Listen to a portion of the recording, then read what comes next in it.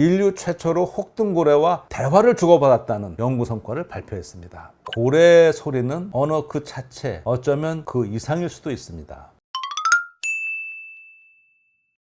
안녕하세요, 김흥빈입니다. 1988년 10월 어느 날 이누이트 부족 사람들이 고래 사냥을 하였습니다. 10월이면 북극은 한겨울입니다. 이누이트 사람들은 생존을 위해서 매년 고래를 몇 마리씩 잡거든요. 이 매서운 칼바람을 뚫고 마침내 고래를 발견했습니다. 그런데 그들이 찾던 북극고래가 아니었어요. 회색고래였습니다. 얼어붙은 바다 표면 아래에서 3마리가 작은 얼음 구멍 하나를 통해서 번갈아 숨을 쉬고 있었습니다. 고래는 물에 살지만 물속에서는 숨을 쉬지 못합니다. 허파로 호흡하는 포유류라서요. 산소를 얻으려면 물 밖으로 나와서 공기를 들여 마셔야 합니다. 고래는 그 코 대신에 그 머리 위에 있는 그 숨구멍이죠. 분수공을 열어서 숨을 쉽니다. 이때 공기와 물방울이 나오면서 분수처럼 보이기 때문에 그게 이제 고래의 트레이드 마크가 됐죠. 물속에 들어가면 고래는 당연히 숨구멍을 닫습니다. 한마디로 우리처럼 숨을 참고 잠수하는 거죠. 고래의 잠수 능력은 종마다 다른데요. 회색고래의 경우에는 보통 3에서 한 7분 정도, 최대 20분 정도까지 잠수할 수 있다고 합니다. 이들은 주로 바닥에 사는 먹잇감을 구하러 내려가는데요. 잠수 깊이가 대개 15에서 50m 정도인데요. 고래치고는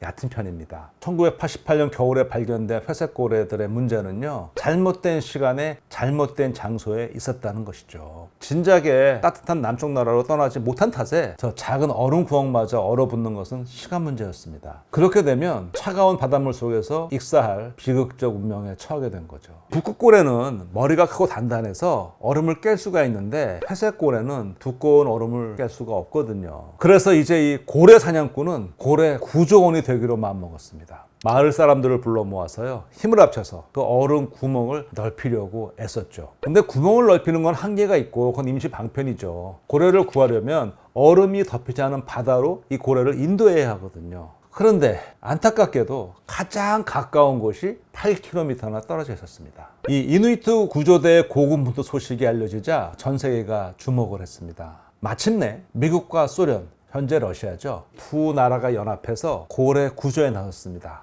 그리고 성공했습니다.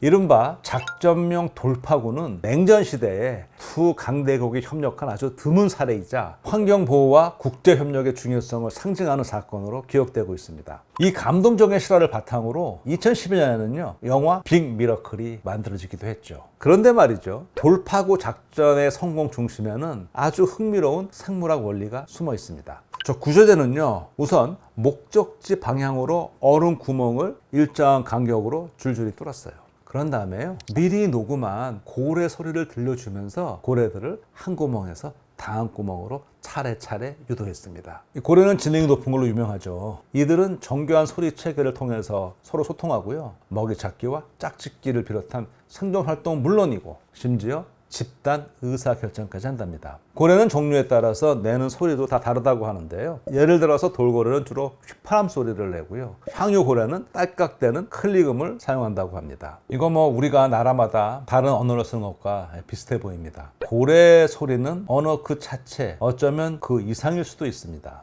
이 고래가 소리로 서로 대화한다는 놀라운 사실이 처음 발견된 거는요, 1967년입니다. 당시 미 해군이 러시아 잠수함을 탐지하기 위해서요, 여러 수중 소리를 녹음해서 분석하고 있었대요. 그런데 벌써 이상한 소리가 들리는 거예요. 그래서 이거를 로저 페인이라는 유명한 해양생물학자에게 들려주었답니다. 그랬더니 그 과학자 페인이 그걸 딱 듣고 이것은 고래들이 서로에게 부르는 노래다, 그런 사실을 간파했다는 겁니다.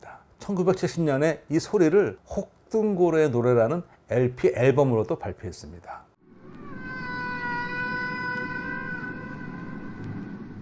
이 앨범은 대중에게 큰 인기를 얻었고요, 전 세계적으로 고래 구하기 운동이 전개되기 시작했어요. 그로부터 반세기가 지난 2020년, 고래의 노래를 해독하는 프로젝트 세티가 출범했습니다. 여러 대학과 연구기관 소속 연구원들이 참여하는 이 세티는요, 고래의 삶과 생태, 소통 방식 이해를 목표로 하는데요. 이 세티 연구자들은 드론을 이용해서 바다 위에서 고래를 촬영하고요, 수중 음향 센서를 통해서 고래 소리를 녹음합니다. 또 연구선을 타고 바다로 나가서 고래 이동 경로와 생태를 추적하기 위해 인식표를 부착하기도 하고 고래의 배설물과 점액 등도 채취합니다. 이렇게 수집한 방대한 데이터 분석에는 인공지능을 활용하고요. 2024년 5월 네이처 커뮤니케이션즈에요. 이 세티 과학자들이 주도한 최신 연구 성과가 발표되었습니다. 이 논문에 따르면은요, 향유 고래가 마치 인간이 모스보를 전송하듯이 클릭 수를 바꾸어 가면서 소통한다는 거예요. 향유 고래는요,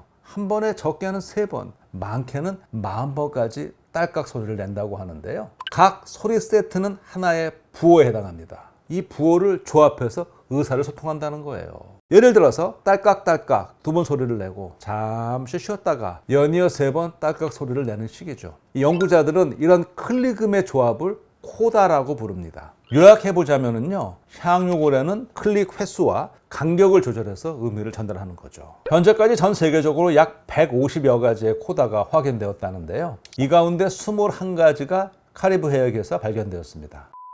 참 놀랍죠? 놀랍긴 한데요, 이 코다만으로 향유고래의 복잡하고 정교한 행동 양식을 완전히 설명하는 데는 이게 한계가 있습니다. 그렇다면 또 다른 요소가 있을까요? 그렇습니다. 이 향유고래는요, 코다에 템포와 리듬을 더해서 매우 다양한 표현을 만들어냅니다. 심지어 코다 앞뒤에 장식음을 추가하기도 한데요. 이 장식음이란 음악가가 곡에 다양한 변화를 주기 위해서 꾸미는 음이잖아요. 자, 이 정도면 이 고래의 소리는 단순한 그 언어 이상이라고 할 수 있지 않겠습니까? 리듬과 템포에 장식음까지 더해서 상황에 따라 소리의 패턴을 바꾸는 향유고래. 제가 볼 때는요, 마치 감정을 담아 이야기를 전하는 뮤지컬 가수 같아요. 2023년 11월에는요, UC 데이비스와 알래스카 고래 재단 그리고 세티 공동연구진이 인류 최초로 혹등고래와 대화를 주고받았다는 연구 성과를 발표했습니다. 이 연구는요, 2021년에 우연한 만남에서 비롯되었대요. 그 당시에 그 연구진은 이 사전 녹음된 혹등고래 소리를 수증 스피커를 통해서 물속으로 퍼뜨리고 있었답니다. 그런데 혹등고래 한 마리가 마치 그 신호에 응답하는 것처럼 보였다는 거예요. 그래서 나중에 소리, 찍은 영상, 모든 자료를 분석해 보니까 실제로 그 고래가 연구선 주위를 맴돌면서 재생된 호출에 맞춰 반응한 것으로 확인되었습니다. 그래서 연구진이 암컷 고래에게요, 초애인이라는 이름을 붙여줬답니다. 자, 인간이 만약에 고래와 대화를 할 수 있게 된다면 여러분은 어떤 말을 하고 싶으신가요? 고래에게 고마움과 미안함을 전하고 그들의 삶과 바닷속 이야기를 들어보고 싶지 않으세요? 시청자 여러분의 그 상상 속의 대화 듣고 싶습니다. 댓글로 공유해 주시기 바랍니다. 고맙습니다.